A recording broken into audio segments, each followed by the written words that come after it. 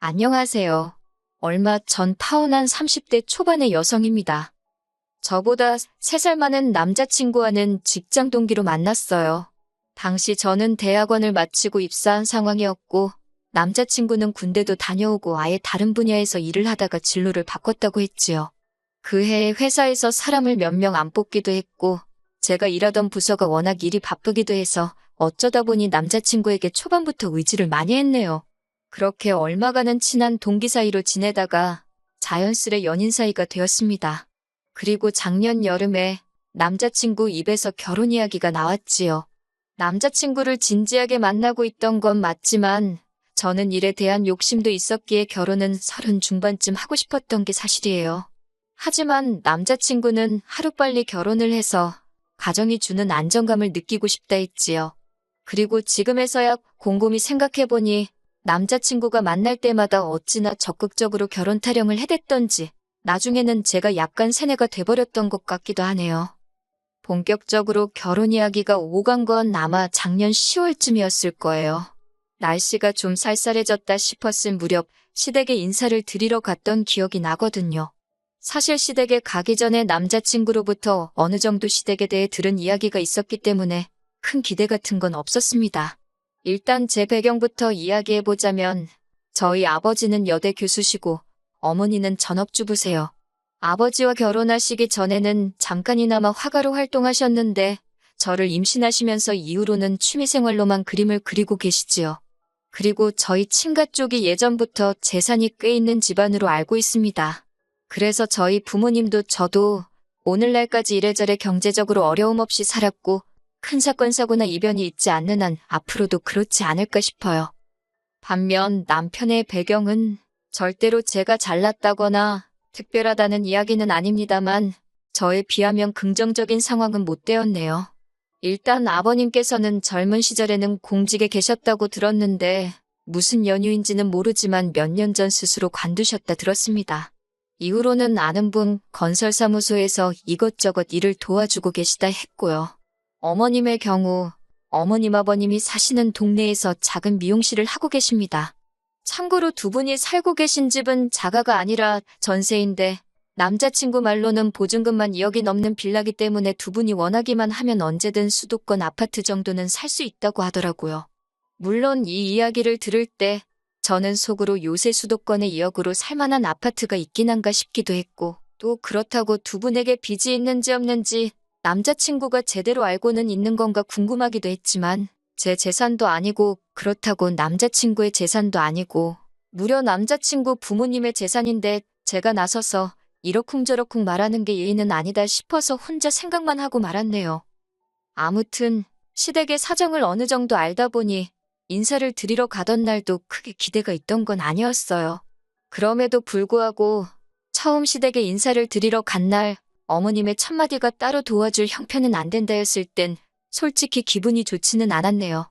하지만 어머님 말씀이 해주는 게 없으니 당신도 저한테 바라는 게 없다며 그저 저희 둘이서만 알콩달콩 잘 살면 그걸로 만족하신다고 하더라고요.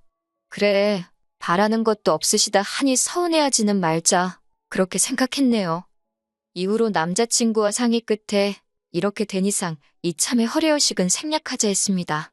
남자친구가 따로 집을 해오는 것도 아닌 만큼 서로 예산에 맞춰서 집도 전세든 월세든 구하고 혼수도 적당한 선에서 해결하자고요. 또한 저는 평소에 액세서리를 좋아하는 편도 아니어서 이참에 예단하고 예물도 생략하자 했습니다.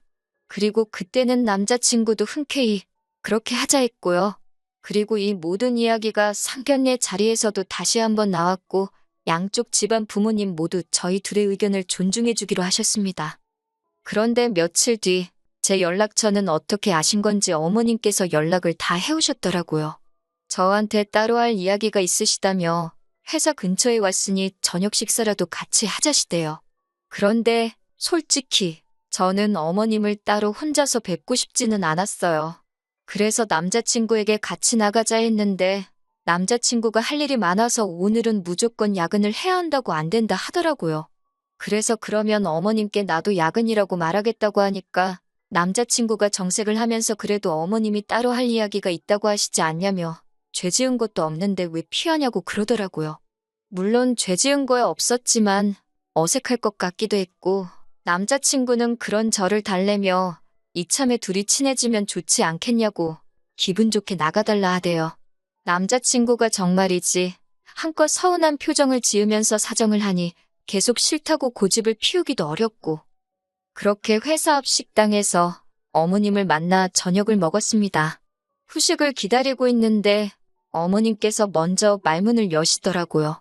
당신이 곰곰이 생각해봤는데 그래도 저한테 아무것도 안 해주자니 마음이 편치가 않으시답니다. 그러면서 뜬금없이 다이아 반지를 해주겠다고 하시는 거예요. 저는 이미 남자친구랑 받은 결혼 반지도 있었고 그래서 괜찮다고 급구사양을 했습니다만 어머님이 어른이 준다 하면 감사합니다 하고 받는 게 예의라고 나중엔 급기에 화까지 내시대요. 그래서 어쩔 수 없이 그럼 감사한 마음으로 받겠다 하니 어머님께서 하시는 말씀이 대신 저희 아버지한테도 말씀드려서 남자친구한테 시계라도 하나 해주라고 하시더군요. 제가 난처한 표정을 짓자 그걸 시계 얼마 하지도 않는다면서 당신이 주변에 물어보니 한 5, 600이면 산답니다. 생각지도 못한 시계 이야기도 그렇고 거기다 금액까지 들으니 이건 아니다 싶더라고요. 그래서 제가 어머님 떨어 죄송하지만 오빠랑도 이미 안 주고 안 받기로 했다고 그냥 다이아 안 해주셔도 되니까 시계 이야기도 못 들은 걸로 하겠다 했어요.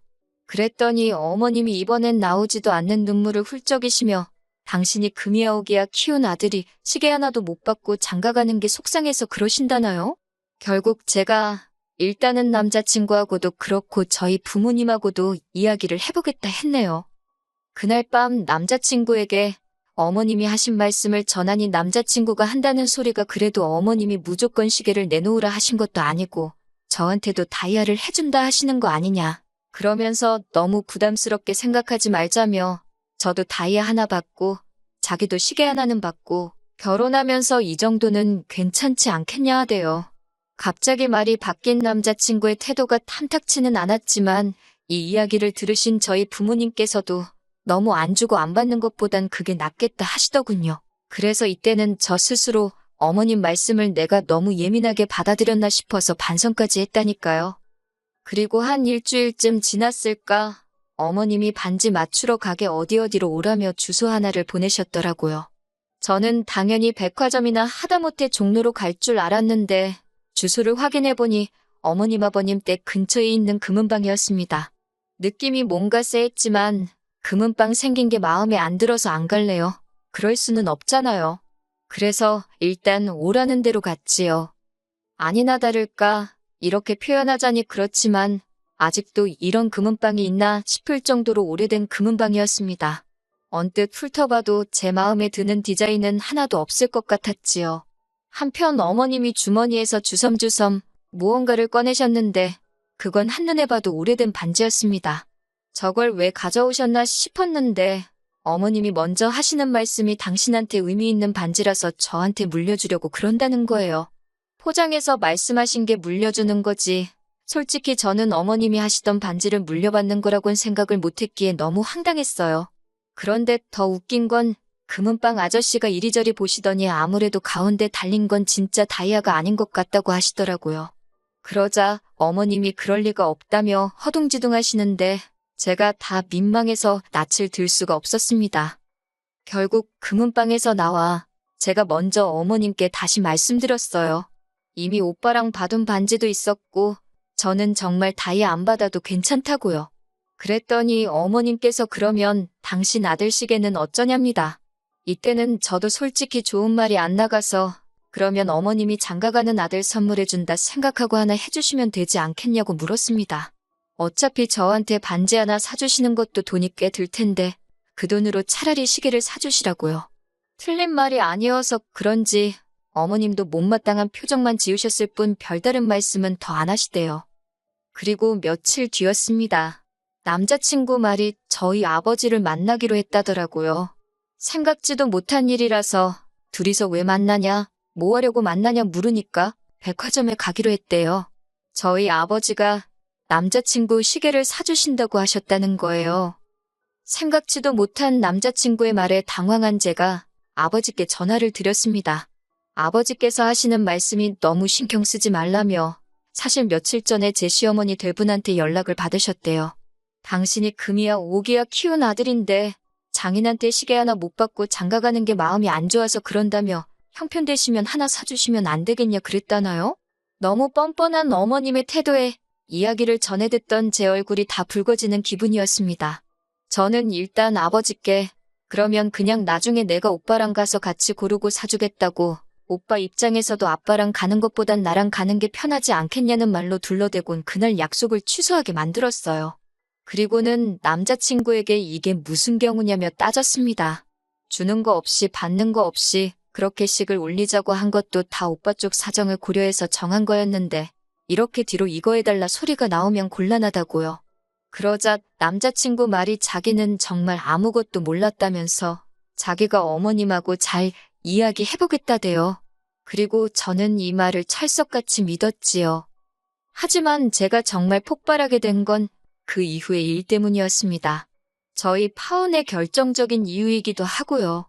시계 사건 이후로 어머님은 제가 기어이 그 시계 하나 안 해주려고 용을 썼다는 식으로 저를 치사한 사람으로 몰아가셨고 저는 저대로 어머님의 뻔뻔한 태도에 학을 뗀 상태였어요. 그 와중에 식장 이야기가 나왔는데 어머님이 자꾸 당신 동네에서 가까운 웨딩홀을 고집하시더라고요. 하지만 객관적으로 봐도 저희 부모님 하객이 월등히 많은 상황이었기에 아버지께서 어머님 아버님께 양해를 구하고 호텔에서 식을 올리자 하셨습니다. 대신 결혼식과 양가 하객들 식비는 저희 쪽에서 전부 부담하겠다 하셨고요. 그런데 이 이야기를 들으신 어머님께서 저더러 얘기 좀 하자 하시더니 하신다는 말씀이 당신이 아무리 생각해봐도 호텔 내식이라니 그거야말로 허례허식 같답니다. 그러면서 저더러 부모님을 잘 설득해서 결혼식은 적당한 데서 올리고 대신 현금회단으로 생각하고 1,000만 원만 달라시대요. 진짜 커피 한잔 하면서 이야기를 하던 중이었는데 하마터면 어머님 얼굴에다 그 커피 뿜을 뻔했네요. 저는 간신히 커피를 삼키고 어머님께 갑자기 무슨 예단비를 말씀하시는 거냐 그렇게는 못 해드린다 했습니다. 그랬더니 어머님이 하는 소리가 당신 주변에서는 며느리 들어온다 하면 핸드백 사다 안기고 링크 사다 입혀주고 그런다나요. 자기같이 불쌍한 인생도 없다면서 아들 하나 번듯하게 키워서 장가 보내는데 그 정도는 바라지도 않는다며 그 1,000만 원 당신 비상금으로 가지고 있고 싶다나 어쩐다나 말도 안 되는 소리를 하시더라고요. 결국 참다 못한 제가 단도직입적으로 말씀드렸습니다. 집도 반반하게 생겼고 혼수도 그럴 판이다. 저도 받은 거 하나 없다. 제 주변에도 해가는 거 없이 시댁한테 이것저것 받아서 시집가는 친구들 많다. 저희 부모님도 저희리 반듯하게 키워서 시집 보내시는 거다. 진짜 쉬지도 않고 그동안 속에 있던 말들을 쏟아낸 것 같아요. 그랬더니 어머님이 어이가 없단 표정으로 절 바라보시더니 말 잘해서 좋겠다며 한껏 비꼬시더라고요. 어머님과 그런 대화를 나눈 후 3일 동안 휴가 내고 집에서 남자친구 연락도 피하고 혼자 정말 많은 생각을 했습니다. 그리고 결론은 파혼이었어요. 마음의 정리를 마친 제가 남자친구에게 먼저 연락을 하니 남자친구가 자기도 할 말이 많다며 만나자 하더라고요.